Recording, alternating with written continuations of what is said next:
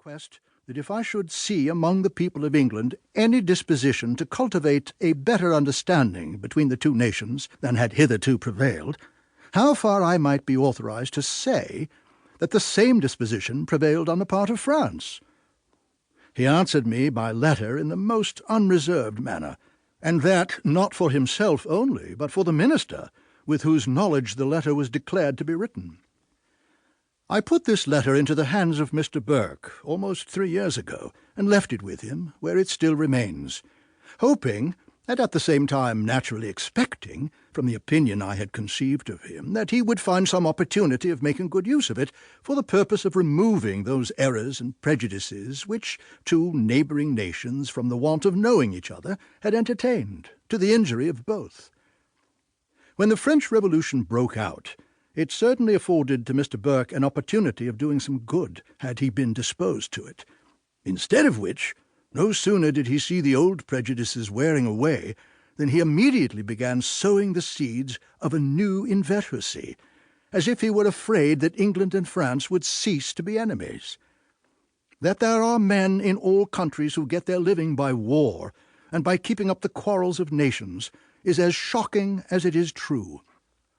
But when those who are concerned in the government of a country make it their study to sow discord and cultivate prejudices between nations, it becomes the more unpardonable.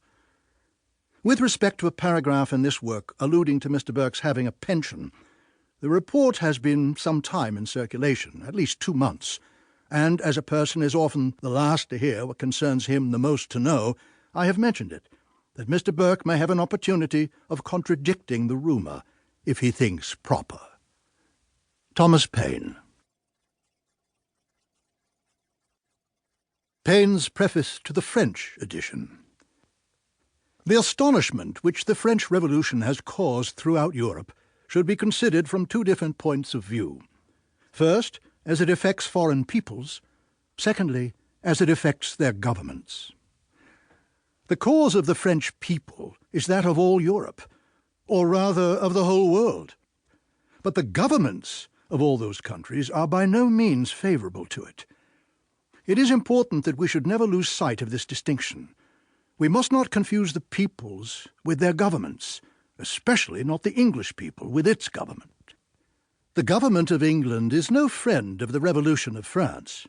Of this we have sufficient proofs in the thanks given by that weak and witless person, the Elector of Hanover, sometimes called the King of England, to Mr. Burke for the insults heaped on it in his book, and in the malevolent comments of the English minister Pitt in his speeches in Parliament. In spite of the professions of sincerest friendship found in the official correspondence of the English government with that of France, its conduct gives the lie to all its declarations, and shows us clearly that it is not a court to be trusted, but an insane court, plunging in all the quarrels and intrigues of Europe in quest of a war to satisfy its folly and countenance its extravagance. The English nation, on the contrary, is very favourably disposed towards the French Revolution and to the progress of liberty in the whole world, and this feeling will become more general in England as the intrigues and artifices of its government are better known and the principles of the Revolution better understood. The French should know that most English newspapers are directly in the pay of government, or if indirectly connected with it, always under its orders, and that those papers constantly distort and attack the Revolution in France in order to deceive the nation.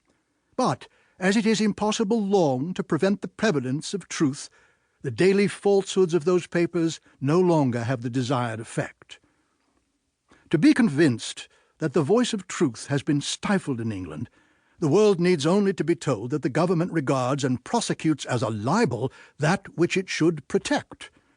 This outrage on morality is called law, and judges are found wicked enough to inflict penalties on truth.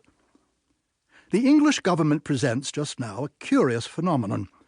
Seeing that the French and English nations are getting rid of the prejudices and false notions formerly entertained against each other, and which have cost them so much money, that government seems to be placarding its need of a foe. For unless it finds one somewhere...